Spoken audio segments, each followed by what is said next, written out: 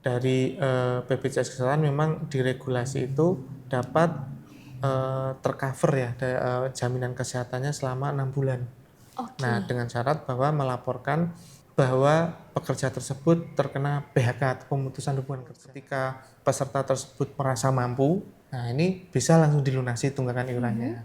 Atau ketika ingin dicicil, nah ini BPJS Kesehatan mengeluarkan program rehab.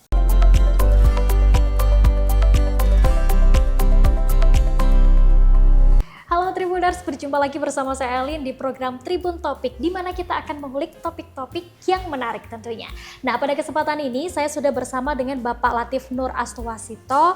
Beliau adalah analis perencanaan dan iuran pratama BPJS Kesehatan Kediputian Wilayah 6. Kita sapa langsung Tribuners. Halo Pak Latif. Halo. Kabarnya gimana Pak? Kabar alhamdulillah baik. Alhamdulillah baik. Semangat terus Bapak akhir Harus tahun. selalu semangat. Akhir tahun sibuk apa nih Pak omong-omong Pak? Akhir tahun sibuk memastikan iuran diterima dengan baik sesuai target organisasi. Tapi target tahun ini gimana Pak? Aman Pak? Target menantang tapi aman. Menantang tapi aman.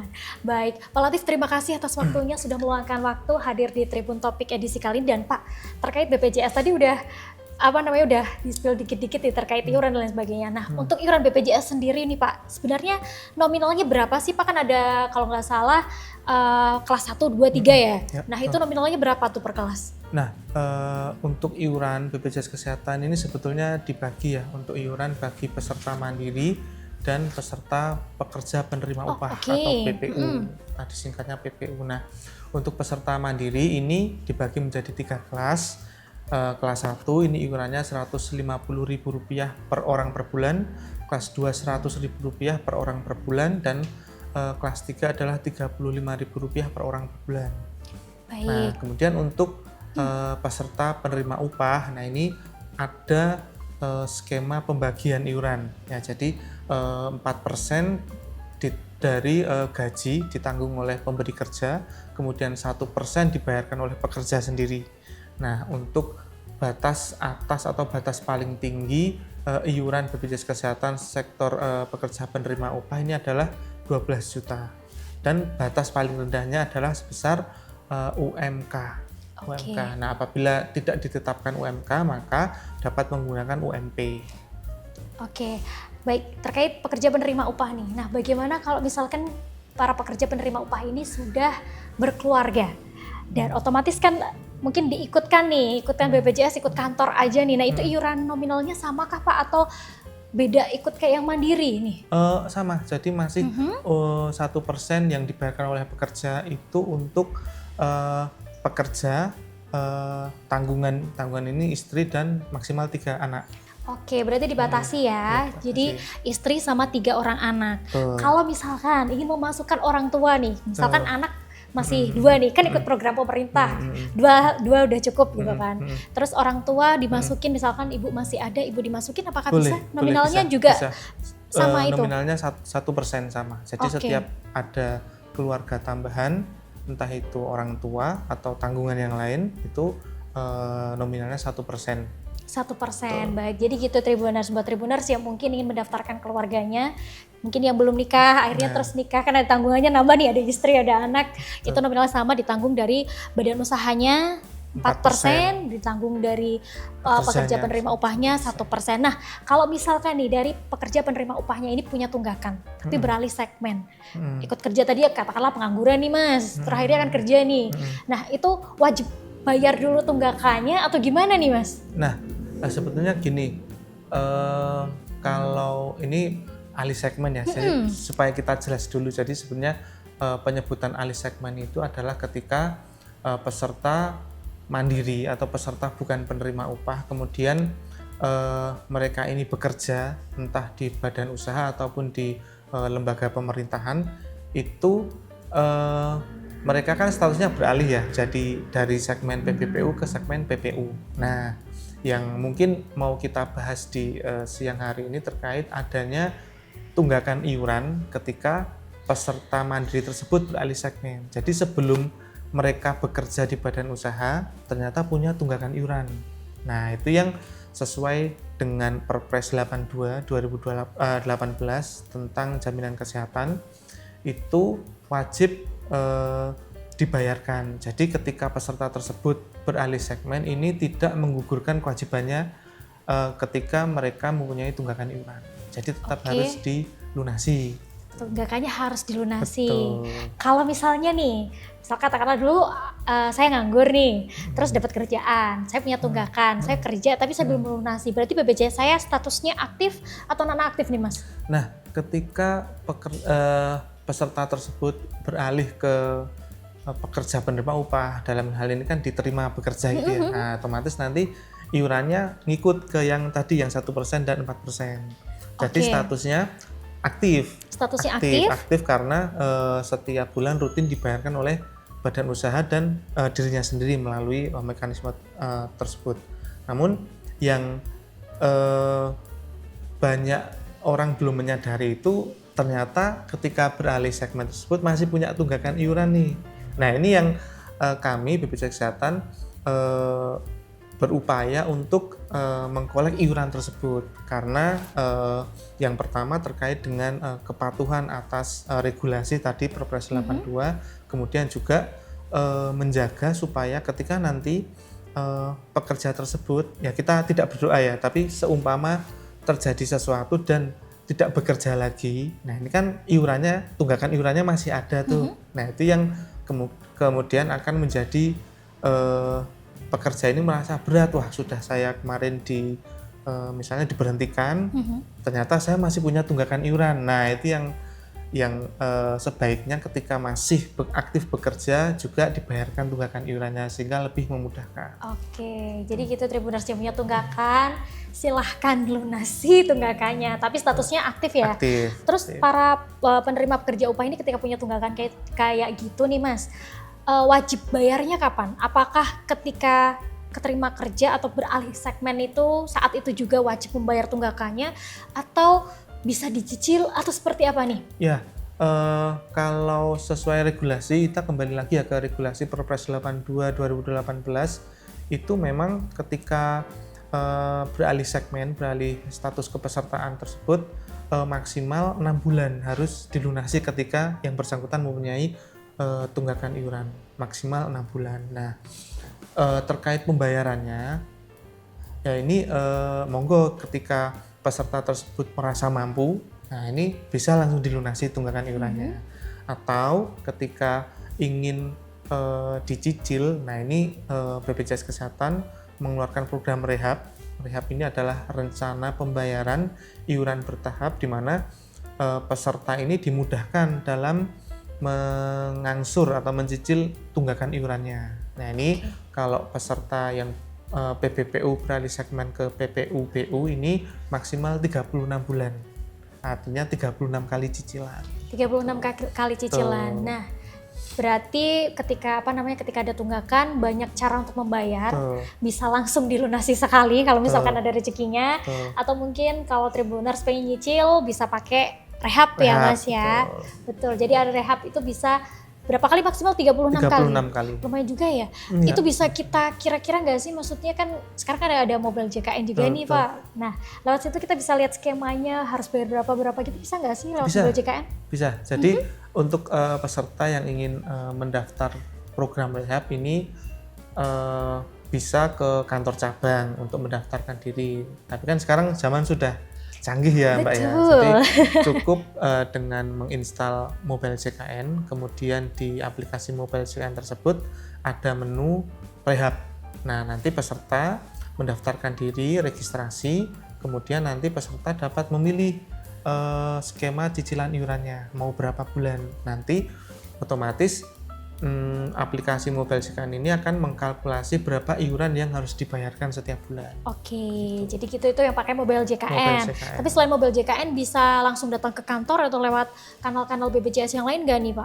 Bisa untuk membayarkan tunggakan iuran bisa. Oke, jadi sangat mudah Tribuners ketika Anda semua mungkin punya tunggakan mau beralih segmen itu sebaiknya dilunasi dulu. Itu yang pertama. Kalau belum ada rezekinya itu masih ada fitur rehab, itu bisa dimanfaatkan gitu ya. Sampai 36 kali.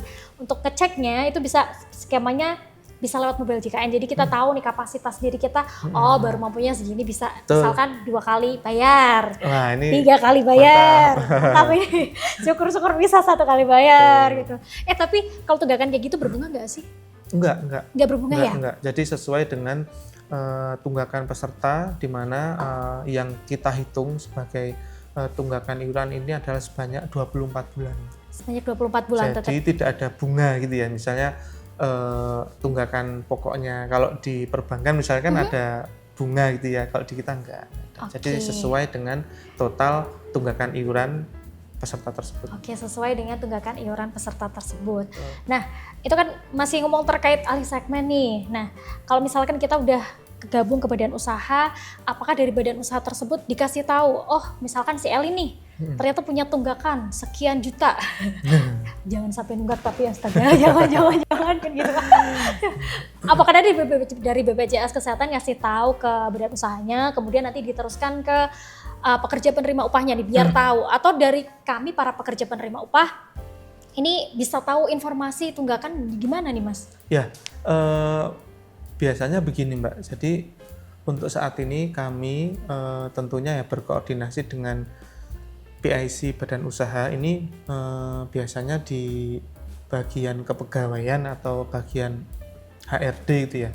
Jadi kami berkoordinasi dengan perwakilan badan usaha dan pimpinan tentunya ini menginformasikan adanya tunggakan iuran pekerjanya. Jadi kan kami dari aplikasi BPJS Kesehatan juga sudah mengetahui di BU tersebut, badan usaha tersebut pesertanya sekian atas nama ini. Nah, jadi kita bisa mapping tuh apakah atas nama tersebut mempunyai tunggakan iuran. Nah, ketika mempunyai tunggakan iuran alih segmen tadi, kita koordinasikan dengan PSI badan usaha.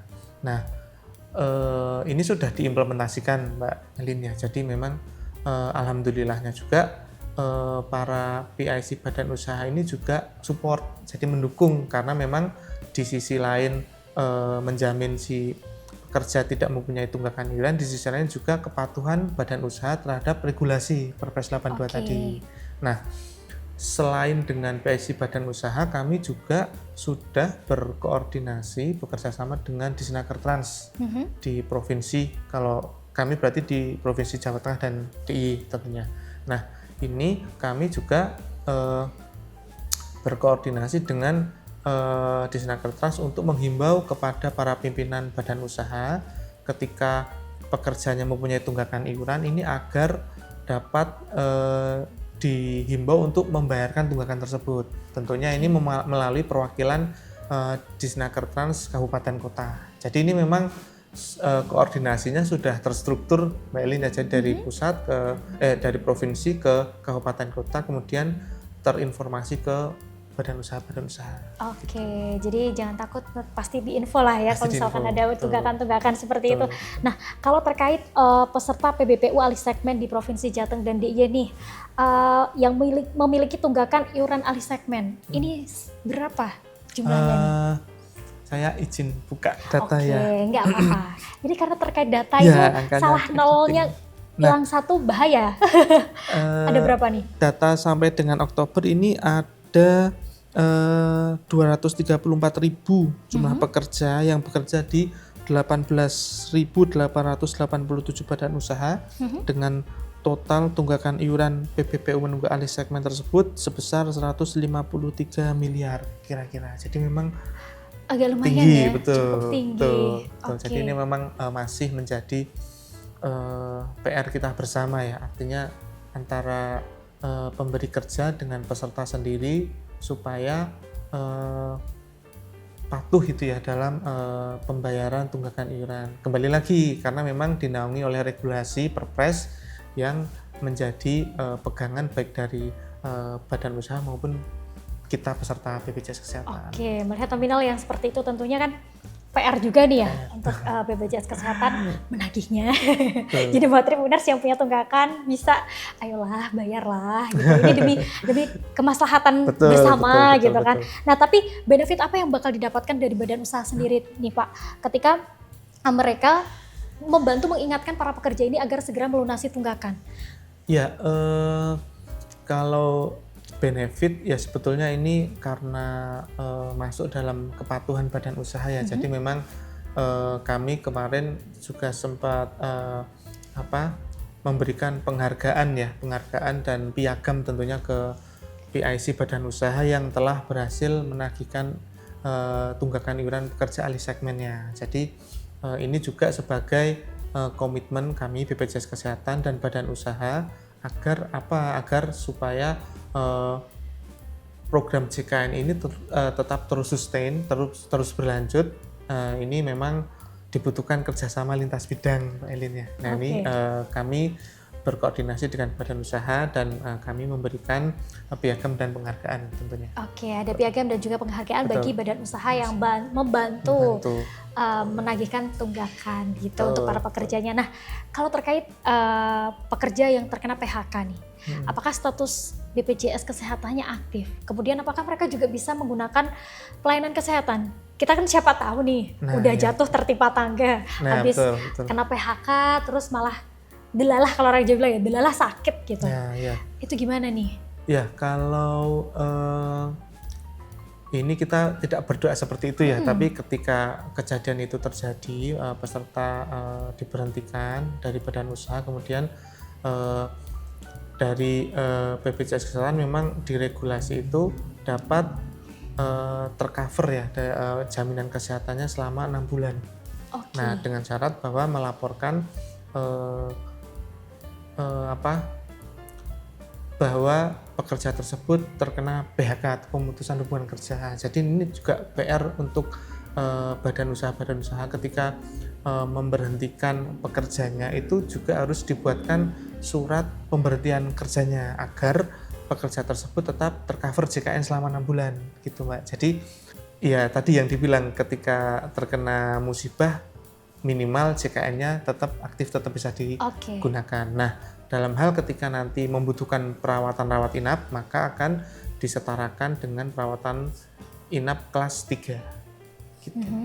Oke, itu bagi yang PHK. Kalau misalkan dengan sadar mengundurkan diri atau mungkin resign dari badan usaha tersebut, tapi tidak memilih untuk bekerja lagi, itu apakah juga statusnya aktif 6 bulan atau gimana? Karena beda kalau PHK kan dari badan usaha itu sendiri yang melakukan pemutusan kerja. Kalau ini dengan sadar, resign, mengundurkan diri dari badan usaha tersebut untuk misalnya memilih di rumah atau mungkin berwirausaha, itu gimana? Nah, ini agak berbeda ya, artinya peserta tersebut dengan sadar bahwa berhenti dari badan usaha, maka kewajiban si peserta tersebut adalah mengupdate status kepesertaannya dari pekerja penerima upah ke pekerja mandiri.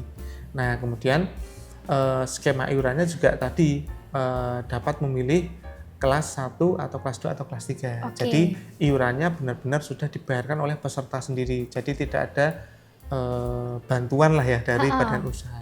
Berarti tidak ada 6 bulan bisa menggunakan pelayanan kesehatan dari BPJS. Jadi harus langsung update status kepesertaannya. Oke, jadi kita Tribuners yang memilih resign secara sadar gitu kan, berarti status BPJS Ketenagakerjaannya otomatis beralih menjadi mandiri, tinggal milih nih antara kelas 1, 2 atau 3 gitu. Nah, kalau balik lagi ke yang kena PHK 6 bulan, udah dapat kesempatan 6 bulan nih, 6 bulan untuk berobat secara gratis karena dapat subsidi nih. Setelah itu apakah mereka juga harus mendaftarkan menjadi peserta mandiri atau gimana nih, atau berhenti di situ? Atau misalkan memilih nggak mau daftar BPJS Kesehatan aja deh karena nggak ada yang bayarin, atau gimana nih? Ya, tentu harus update status kepesertaan tadi Mbak Endin. Jadi ketika sudah habis masa 6 bulannya, jadi peserta tersebut supaya tetap tercover oleh BPJS Kesehatan oleh program JKN maka harus mengupdate status kepesertaannya. Nah, jadi ketika belum bekerja maka update ke status pekerja mandiri.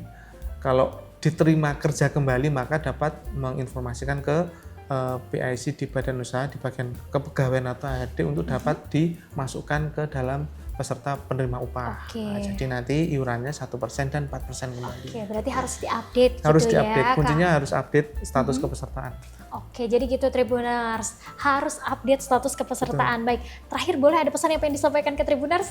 Ya, jadi untuk peserta maupun pemberi kerja ini agar dapat mematuhi regulasi tentang program JKN, di mana pemberi kerja juga wajib melaporkan data kepesertaannya,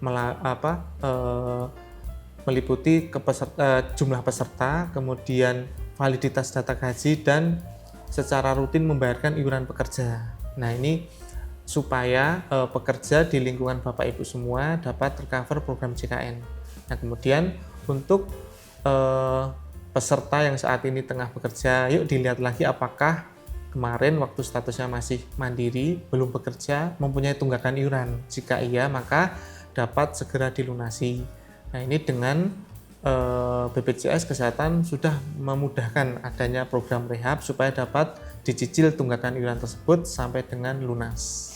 Oke, jadi gitu Tribuners, buat Tribuners yang mungkin punya tunggakan bisa segera dilunasi. Yang belum tahu ada tunggakan apa enggak nih, bisa dicek lagi, berkoordinasi dengan badan usaha gitu ya. Jadi biar tidak ada tunggakan, biar aman kalau misalkan pengen berobat dan menggunakan fasilitas dari BPJS Kesehatan. Baik, terima kasih Pak Latif atas waktunya sudah hadir di Tribun Topik kali ini. Sehat selalu dan sukses selalu untuk teman-teman BPJS Kesehatan. Oke Tribuners, itu tadi obrolan kita hari ini di Tribun Topik. Terima kasih sudah menyaksikan. Saya Elin pamit undur diri dan sampai jumpa.